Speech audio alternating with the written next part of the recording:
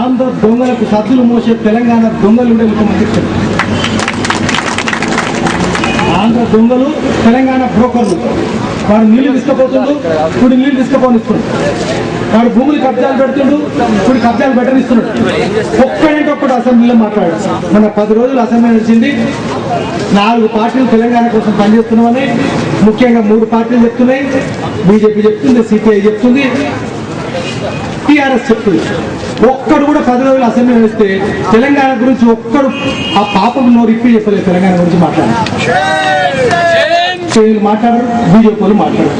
ఎందుకు మాట్లాడరు? మీ కాకులు కళ్ళు పొడిచినాయా? కళ్ళు కాకులు పొడిచినాయా? చూస్తలే రాదు ఎంత జరుగుతుంది అన్యాయం తెలంగాణలో. ఆత్మహత్యలు, వలసలు, కరువులు, హైదరాబాద్ వలస వస్తుంది, ముంబై వలసపోతున్నారు, దుబాయ్ వలసపోతున్నారు. ఢిల్లీలోని గుడ్డి ధృతరాష్ట్ర ప్రభుత్వాన్ని కూడా తెలంగాణ వదిలిపెట్టుకోమని కేంద్ర ప్రభుత్వం కూడా తెలంగాణ శత్రువు. ఈ ముగ్గురికి మద్దతు ఇస్తున్న ప్రపంచ బ్యాంకు ఇంకో తెలంగాణ శత్రువు. సెజ్లు పెట్టుకోమంటుంది, ఔటర్ రింగ్ రోడ్ వేసుకోమంటుంది, తెలంగాణ భూములు చెల్లిపోమంటుంది. అందుకని ప్రపంచ బ్యాంక్ కూడా తెలంగాణ శత్రువు.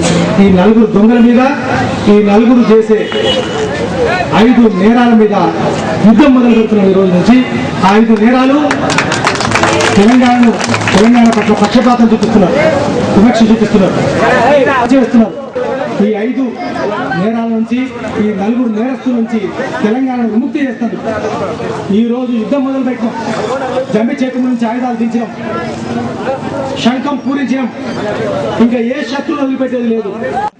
అటు పక్క దేశద్రోహులు అటు పక్క ఉంది. ఈ భారం ఎక్కుపెట్టి సరిగ్గా మీ గుండెల మీద కొడతాం.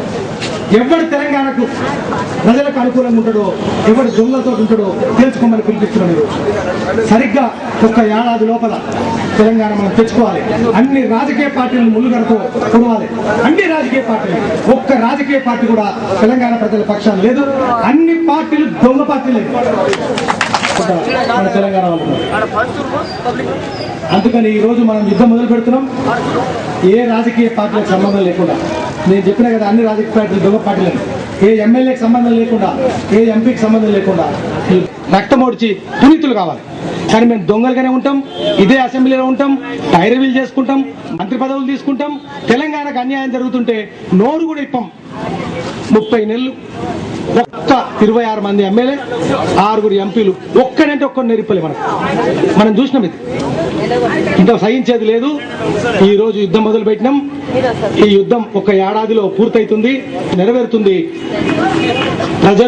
ప్రజల ఉమ్మడి రాజకీయ చైతన్యం ఆధారంగా తెలంగాణ నిర్మించుకుందాం, తెలంగాణ పునర్నిర్మించుకుందాం. అందుకని మిత్రులారా, ఈ సభకు వచ్చిన వాళ్ళందరూ మీరు ఇక్కడ నుంచి ఒక సందేశం తీసుకొని పోండి. గ్రామాన, వాడవాడన, ఊరూరున, పల్లెన, మూలన. ఇప్పుడు ఈ సభ సమావేశం ఆరంభం కావడానికి ముందు మన